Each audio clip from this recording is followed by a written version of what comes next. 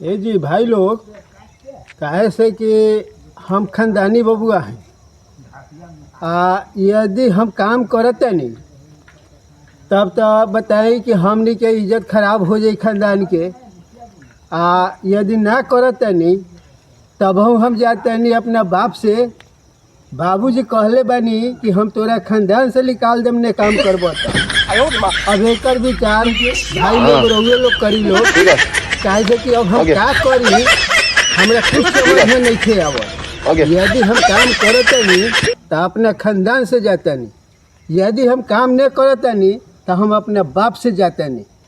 ठीक बा, जे करे ले बा से रहुआ लोग फैसला करी। अब हम चलनी बेला।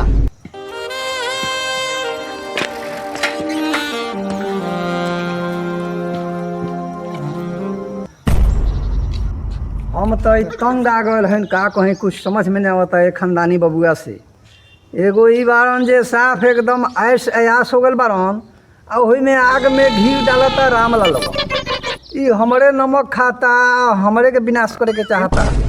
जौना थाल में भोजन करी वही थाल में छेद करता।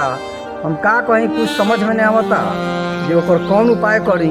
अब एगो वह भगवान के ऊपर भरोसा बा, भगवान के अगर जो मर्जी होता है लड्डू खाएला तो ओकर सुधार कर दी हैं, आ नहीं मर्जी होता है तो उपवास रह। सब हम का करी, अब उन्हें सुधरी तब तो सुधरी तबे हम लड्डू चढ़ाए उनके। अब हम का करी। ये जौन हमनी के खानदानी बबुआ वीडियो कॉमेडी वाला हमनी के पहिलका भाग निकलले रहनी है। अभी दूसर का भाग रउआ लोगन के सामने हमनी के रखत हई। आशा बा कि भाग भी रउआ लोगन के बहुत अच्छा लगी। खानदानी बबुआ अगर काम करता तो वो खानदान से जाता, अगर नहीं करता तो अपना बाप से जाता। तो ये वीडियो रउआ लोगन देखम, हमरा आशा बा जे लोगन के वीडियो अच्छा लगी।